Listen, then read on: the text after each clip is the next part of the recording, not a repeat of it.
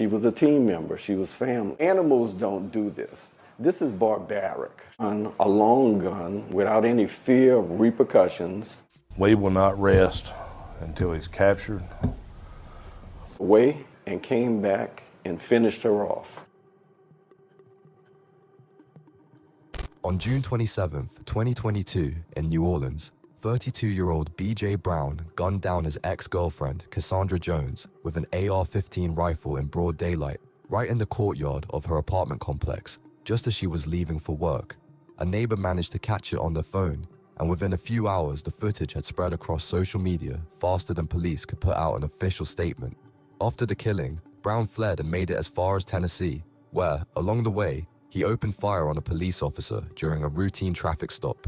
In this video, we're going to break down what led a man to the decision to kill his ex-girlfriend, then shoot at a police officer on duty, and what tragedy this story ultimately became for him personally. Cassandra Jones was born and raised in Vicksburg, Mississippi. At some point in her life, she moved to New Orleans. Sources don't preserve the details of exactly what brought her to the city, but she found steady work there and put down roots for the long haul. Everybody's just numb, because she was a team member, she was family. She took a job at First City Court, a New Orleans judicial office, where her direct supervisor was Clerk Austin Baden. He remembered her as someone who lived for her family and took her responsibilities seriously. Jones was the mother of 3 daughters, Jalen, Jania, and Akila, and had already become a grandmother to 1 grandchild. For a woman her age, that meant an entire life built around her kids, her work, and the effort to hold on to some semblance of stability. Her colleagues at First City Court knew her as reliable, someone you could count on at work without needing to know what was happening in her personal life outside the courthouse. That's a common picture for a great many domestic violence victims. At work, they hold together a composed front, while at home, their existence can look completely different. None of the available sources suggest any of Jones's co-workers had any idea of the scale of what was happening in her relationship with Brown until she herself decided to seek a protective order. Even then, by all appearances, the circle of people who knew stayed limited to those closest to her, chiefly Austin Baden, rather than becoming something widely discussed at work. Not much is known about B.J. Brown's childhood or early years. He was born in St. John the Baptist Parish, Louisiana, and lived for a long time in the town of Reserve, within that same parish. But while sources stay quiet on his youth, his adult life is documented in far more detail, and none of it flattering. I dug into Brown's lengthy criminal history spanning more than a decade across several parishes, mainly St. John, where he had been arrested more than 10 times over the past 10 years. In the 10 years leading up to the murder, Brown was arrested more than 10 times in St. John Parish alone. The list of charges is striking in its range: domestic abuse, simple robbery, assault, resisting a police officer, evading law enforcement, injuring a police dog, and involvement in drug trafficking. Some of those charges include domestic abuse battery, but were dropped by the victim. Twice he was charged specifically with domestic abuse, and both times the case fell apart for the same reason: the victim withdrew the complaint. We don't know whether Jones was the victim in both of those instances, but the repetition of that pattern on its own, a charge followed by a withdrawal, points to some kind of entrenched behavior worth its own attention. And despite 10 straight years of arrests, Brown never spent enough time behind bars at any point to break that chain of new arrests. The state of Louisiana kept putting him back on the street, again and again, whether because complaints were withdrawn or because evidence in individual cases fell short. By 2022, he already had a history behind him that anyone familiar with it could have read as a warning. The question is who actually had access to that full history and who only ever saw fragments of it. Given how often he crossed paths with police, his neighbors in St. John the Baptist Parish couldn't have been entirely unaware of his reputation. In small Louisiana communities, stories like that rarely stay secret. But no source offers direct testimony about what people around him were actually saying in those years before he became the subject of a nationally publicized criminal case. That too is part of the broader pattern of silence running through this whole story. It seems like plenty of people sensed the danger, but far too few did anything to stop it. Cassandra Jones and B.J. Brown were in a relationship for a long stretch of time. By the time of the murder, she was already referred to as his ex-girlfriend, but sources don't specify exactly when or why they split up. At least one episode is known where their paths crossed under circumstances far removed from anything romantic. In August 2020, the couple was stopped by police in reserve following a car chase. A search of the vehicle turned up more than 600 doses of MDMA, over 200 grams of marijuana, and a set of drug scales. Jones was released that same day, while Brown was hit with several active arrest warrants all at once. That alone says something about the environment this relationship existed in. Not everyday domestic routine, but a world where violence, drugs, and repeated run-ins with the law were part of daily life. It's telling too how differently their paths diverged that August day. Jones released without charges, while several outstanding warrants against Brown, built up over previous years, surfaced immediately. That difference in status, one of them adjacent to a crime, the other its long-running source, is worth keeping in mind as we move further through the timeline of their relationship. What comes next in the timeline is even more disturbing. On April 27, 2022, at around 3:30 in the morning, Brown showed up at Jones's home. It details an early morning incident, April 27th, around 3:30, when Brown allegedly came over and they began to fight. An argument broke out between them, during which he struck her several times with a belt, leaving bruises on her body.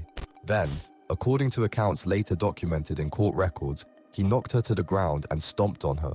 When police responded to a call, Brown jumped from a second-floor balcony and fled.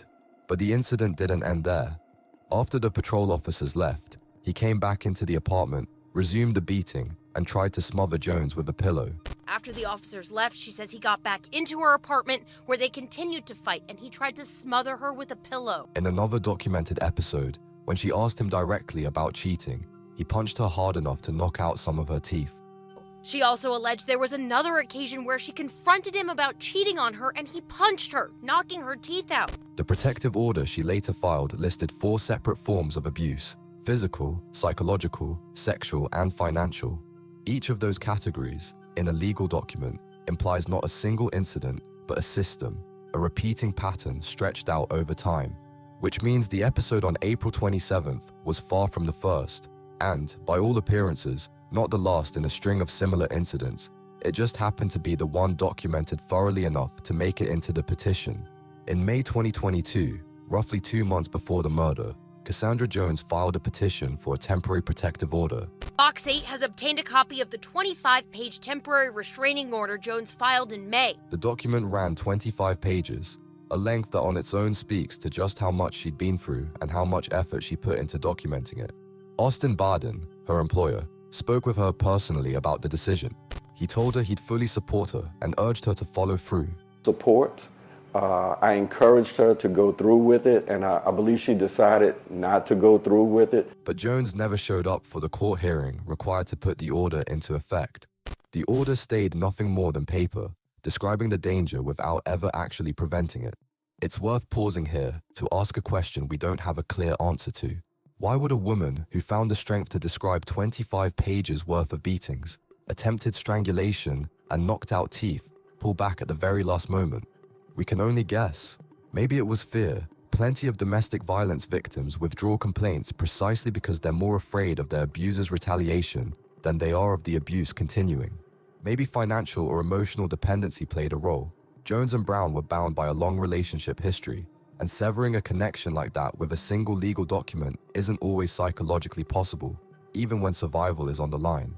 All of this remains speculation, and none of it changes the central fact. The system she turned to for protection didn't act in time. It's also worth considering a more mundane scenario, one rarely spoken aloud, but statistically among the most common. Sometimes a domestic violence victim drops a case simply because, for a short stretch, the relationship seems to be improving. The abuser apologizes, promises to change, and someone who's already invested years of their life in that relationship wants to believe it. We don't know whether something like that happened between Jones and Brown in the spring of 2022, but that version is no less plausible than fear or exhaustion with the system, and it deserves a place among the possible explanations. There's another open question here too, one rarely raised in stories like this, but one that can't be skipped over. What was happening between Jones and Brown in the weeks separating the filed petition from the day it all ended in gunfire? There's no official record of that period. Did Brown try to reach her, knowing about the paperwork she'd filed? Did contact between them continue despite the obvious danger? No source answers that, and the silence itself feels telling. It means the final weeks of Cassandra Jones' life remain, in large part, a closed chapter, one that can't be reconstructed from the material available. The one thing we can state with confidence: all through that silence, her daughters, Jalen, Jania, and Akila, kept living their lives in Jackson, Mississippi, with no idea the countdown to tragedy had already started. How much they knew about the details of their mother's protective order petition, available sources don't say.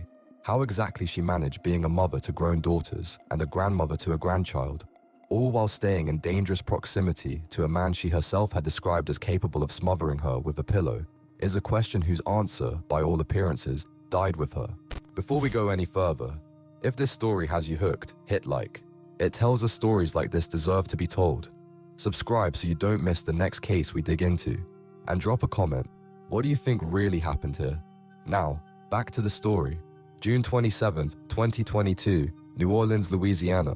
Monday morning began for the Iberville housing development the same way thousands of mornings had before it. Neighbors heading out of their apartments, some rushing to work, others walking their kids out. At around 9:30 a.m., Cassandra Jones left her home in the 1400 block of Iberville Street. She was headed to work, to the First City Court building, where an ordinary workday awaited her, no different from any other. Iberville is one of New Orleans' older housing developments, built up with apartment buildings and courtyards, where parking areas sit right alongside the walkways between entrances. At that moment, B.J. Brown appeared in the courtyard of the complex. He had an AR-15 rifle with him, a weapon you can't hide in your pocket, and not one you carry out into the street by accident, by mistake, or in a sudden burst of emotion. A gun like that has to be brought along ahead of time, by someone who knows exactly where they're going and why.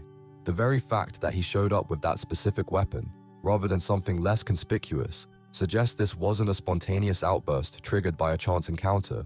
It was an act that required preparation and a deliberate decision to leave the house armed. He opened fire. The first shots caught Jones right as she was stepping out of her building, and she went down in the complex's parking area. What happened in the seconds that followed was captured on a cell phone. Was Kentemin Salpusafis a cell phone, a neighbor filming from a window in a nearby building. The footage shows the man police later identified as Brown not stopping after those first shots. A long gun without any fear of repercussions and shoot someone for whatever reason in broad daylight. He walks up to the woman, already lying motionless on the ground, and fires 2 more rounds into her. There's no panic in the footage, no urgency, at least nothing sources describing the footage afterward ever noted. The man closes the distance to her body at a walk, not a run, and fires 2 more shots into a person who, by that point, was showing no sign of resistance or movement. Austin Baden, Jones's supervisor at the courthouse, would later describe what he saw in the footage this way. He walked down the street with a gun, a long gun, without any fear of repercussions, and shoots someone for whatever reason in broad daylight. By all appearances, Baden added, this man left and came back to finish her off. Seemingly, this individual walked away and came back and finished her off. It's that detail, that the shooter didn't just open fire and flee, but walked back to the fallen victim for follow-up shots, that turns this from a burst of sudden rage into something far more cold-blooded. Based on the footage, the gap between the first shots and the final 2 wasn't instantaneous. It was long enough for an armed man to consciously decide to step closer and fire again into a motionless body. The motive behind that decision remains an open question. Was it a need to confirm the victim was dead? An act of deliberate cruelty aimed at whoever happened to be watching, or something else entirely? Sources don't answer that, and any version here remains only speculation. It's worth pausing too, on the choice of time and place itself. The courtyard of a housing complex, home to dozens of families, at 9:30 on a weekday morning, is about as crowded and predictable a time and place as it gets, assuming the shooter knew the victim's route and routine. This wasn't a dark alley late at night, or some secluded spot with no witnesses. This was an environment where outside eyes were all but guaranteed.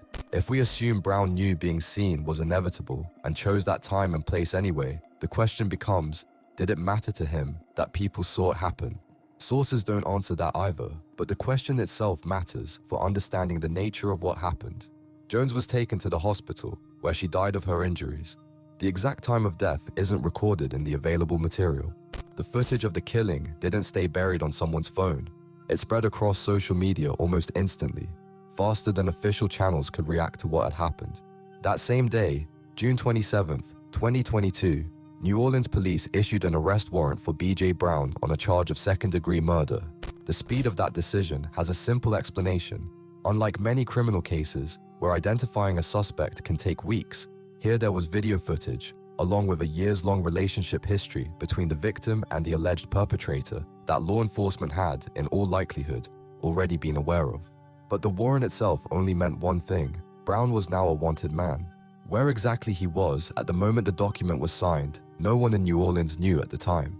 Between the warrant being issued and whatever happened next lay total uncertainty. He could still have been in the city, could have already been crossing the state line, or could have been hiding somewhere close to the spot where, just hours earlier, Cassandra Jones' body had lain. By the evening of June 27, 2022, while New Orleans was still grappling with the fallout of that morning's tragedy, B.J. Brown was already far outside the state of Louisiana. Around 9 that same evening, he turned up in the town of Erin, Tennessee, roughly 450 miles from New Orleans and about 65 miles west of Nashville. Sources don't say what mode of transportation or route he used to cover that distance. Only the end result is known. A man wanted on a murder charge had, within a matter of hours, put himself in another state, out of reach of New Orleans police. In Erin, his car was pulled over by police officer Darrell Tibor, a routine traffic stop. On the surface, no different from the dozens of similar stops small-town officers run every day. For Tibor, it was an ordinary shift. He had no way of knowing that, just hours earlier, hundreds of miles away, the man behind the wheel of that car had become the subject of a second-degree murder warrant. We haven't been through anything like this. Erin is a small town in Houston County, the kind of place where a traffic stop rarely ends in anything more serious than a speeding warning or a license check. Tibor had no reason to expect this particular evening would turn out any differently. Brown got out of the car. Instead of complying with the stop, he opened fire on the patrol vehicle. It all started after he shot at an officer and fled when he was pulled over for a traffic stop on Monday. Tibor was hit. What should have been a routine traffic stop turned within seconds into a shootout on the shoulder of a Tennessee road. Despite being wounded, Tibor returned fire. Brown, assessing the situation, abandoned the car where it sat and fled on foot into the dense woods surrounding that part of the county. The injured officer was airlifted to the hospital. His life was never in danger, and his condition was later described as stable. The decision to call in a medical helicopter rather than a ground ambulance says something about how serious the wound was judged to be on scene. In cases like that, time is often measured in minutes, and the rural terrain around Erin doesn't offer a fast ground route to the nearest trauma center. That shootout, with a wounded officer, an abandoned car, and a shooter who'd vanished into the woods, instantly changed the scale of everything. That morning's killing in New Orleans had been, however serious, a matter of local jurisdiction. Shooting a police officer in another state turned the hunt for Brown into a problem of an entirely different order.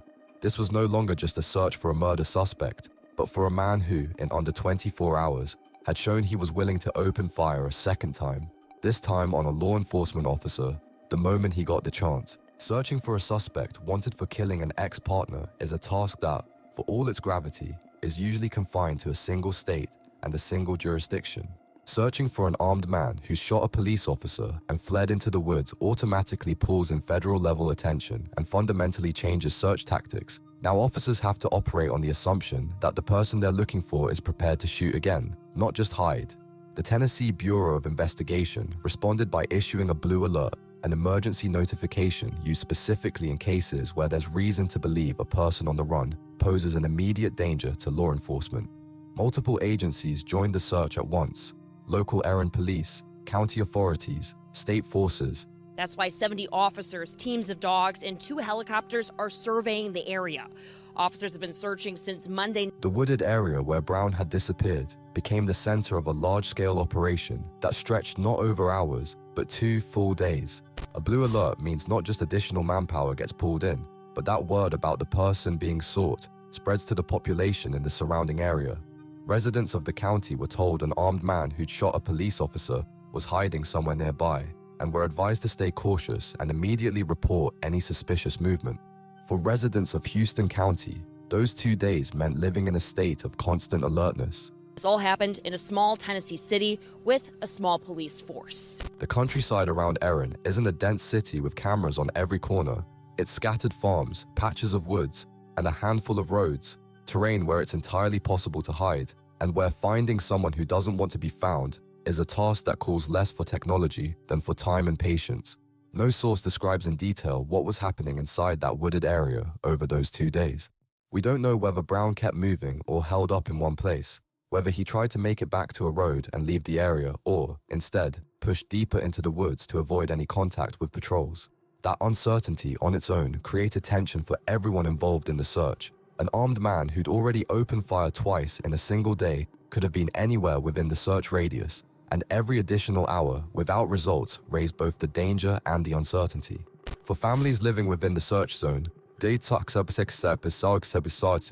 days meant bolted doors, cancelled routines, and constant listening for sounds outside, the kind of anxiety familiar to anyone who's ever found themselves near a manhunt for an armed person who's already shown a willingness to shoot. Early on the morning of June 29, 2022, 2 days after Brown disappeared into the woods, the search operation ended with his capture. The city of Erin posted 2 photographs on Facebook documenting the end of the chase. In the first, Brown is pinned to the hood of a car at the moment of his arrest. In the second, Erin Police Chief Mark Moore is putting handcuffs on him, handcuffs that, notably, belong to the wounded officer, Tibor. On their own, these photographs are a rare case of law enforcement choosing not to limit itself to a dry press release, but to visually document the end of an operation for the wider public. That detail with the handcuffs doesn't look accidental. Using the personal handcuffs of the very officer the person being arrested had shot days earlier is a gesture that goes beyond procedural necessity and turns into a symbolic act, one aimed more at the public and at the wounded officer's colleagues than at Brown himself. Sources don't specify exactly how that decision was made or who initiated it, but the fact that it was captured on camera and published suggests it carried a meaning for the Erin police that went beyond a simple formality of arrest. Mark Moore had already commented on the situation during the search itself, while the outcome was still unknown.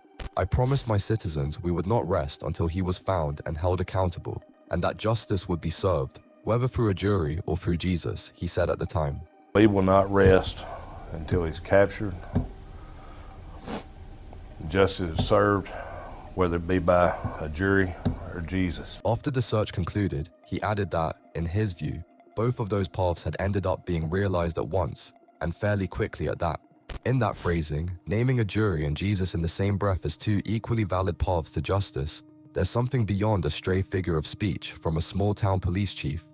For someone responsible for an operation against an armed, dangerous fugitive in a rural southern county, that kind of language, by all appearances, reflects a genuinely held belief, more moral than legal, that accountability for what someone's done is inevitable one way or another, whether or not a trial ever actually happens. 2 days isn't especially long by the standards of large-scale police operations, but for an armed man who'd already opened fire once on a law enforcement officer, every hour of freedom remained an hour of potential new danger, both for the people conducting the search and for ordinary residents caught inside the operation's radius. That the arrest ultimately ended without any further casualties was far from a guaranteed outcome from the very start of this story. After his arrest, B.J. Brown faced not one but 2 separate criminal cases in 2 different states. In Louisiana, he faced a second-degree murder charge for the death of Cassandra Jones. In Tennessee, a charge of attempted murder of a police officer for shooting Officer Darrell Tibor at that traffic stop in Erin.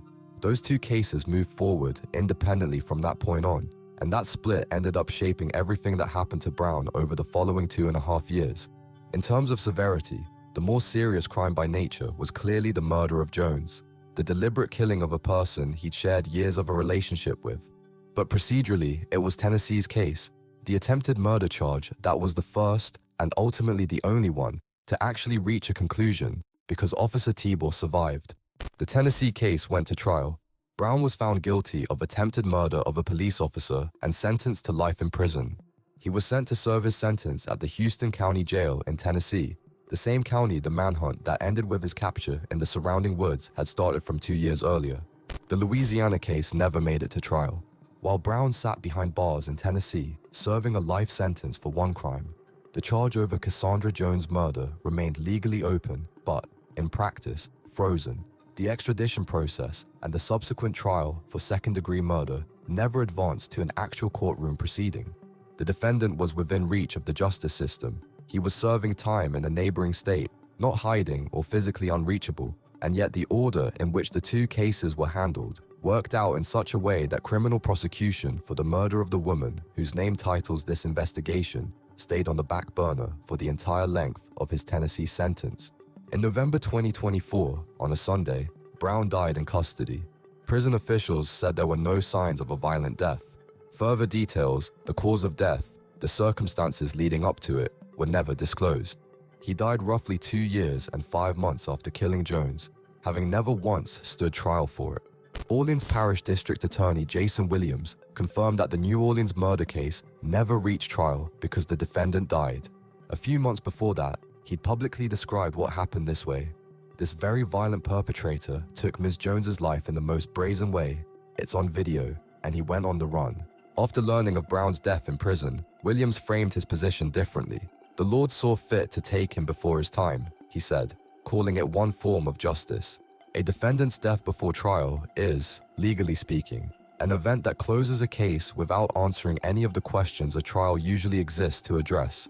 There was no official establishment of the full circumstances of the murder, no examination of motive in a courtroom, no opportunity for the defense and the prosecution to present their versions of events to a jury.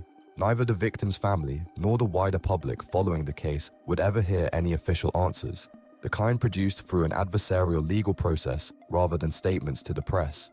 The only sentence Brown ever received in his lifetime was for the crime against a police officer in another state, not for the crime this story was actually built around. The case opened the same day. Gunshots rang out in the Iberville courtyard, officially closed not with a verdict and not with an acquittal, but with the defendant's death certificate, a document that permanently foreclosed any chance of ever hearing an official account of motive, an official reconstruction of events, or an official finding of guilt or innocence in a courtroom. Cassandra Jones's 3 daughters, Jalen Blount, Jania Blount, and Akilah Jenkins, kept living in Jackson, Mississippi through all 2.5 years, while the man who killed their mother served a life sentence in another state. In November 2024, after learning of his death in prison, they gave an interview in which their feelings turned out to be far from simple relief. Jalen Blount said, "We don't think we've even fully processed the reality that Mom is gone. We got justice through Jesus, not through the court system, because he's dead now." In another part of that same conversation, she added, "It's sad that we never got to tell him to his face how we feel." Jania Blount was even more brief. "I haven't even started grieving yet." And Akilah Jenkins, the eldest of the 3 sisters, put it this way, "We wanted justice through the courts, but God had other plans for him. We just wanted justice for what he did to our mom, and an answer to the question of why he did it." Those 3 short statements hold the entire complexity of what happens to a victim's family when the accused dies before trial. Formally, the case is closed. The guilty party can never harm anyone else again, and in that sense, the danger is gone. But the grief that, by Jania's own admission, hadn't even started 2.5 years after the murder, isn't directly tied to what happens to the accused. It exists on its own, and Brown's death was never going to be either its ending or its trigger. Akilah's words about wanting an answer to the question of why underscore something already clear by this point. There is no official answer to that question, and there never will be, because the one person who could have testified to his own motives took them with him. What happened to Officer Tibor after he was released from the hospital doesn't appear to have been tracked by any available source. He stayed outside the public attention that stayed focused on the more prominent figures in this story. The reaction beyond Jones's immediate circle wasn't long in coming either. Actor and community activist Amir Baraka, commenting on the video of the killing as it spread, didn't hold back. "This generation isn't afraid of anything. They're not afraid of anything. Animals don't do this. This is barbaric. This is inhumane behavior. This is pure evil to do something like this." Animals don't do this. This is barbaric. This is unhuman behavior. It is pure evil to do something. Comments like that turned one family's private tragedy into the occasion for a broader conversation about cruelty, about the willingness to film and spread scenes of violence, about the state of society as a whole, a conversation that, for the victims' relatives, probably sounded abstract and too detached from their own personal pain. What have we come to as a society when, we put that kind of stuff out there on social media? The case itself became known well beyond Louisiana and Tennessee. The combination of a murder caught on camera in broad daylight and the interstate manhunt that followed, ending with a wounded police officer, was enough on its own to draw national attention.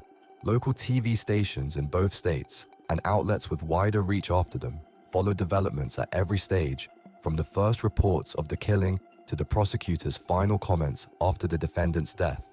For some newsrooms, the focus stayed on domestic violence and the systemic failures in protecting victims. For others, it was the drama of the chase itself and its dramatic ending on the hood of a police car. Over time, though, the intensity of that attention naturally faded, the way it usually does with high-profile criminal stories.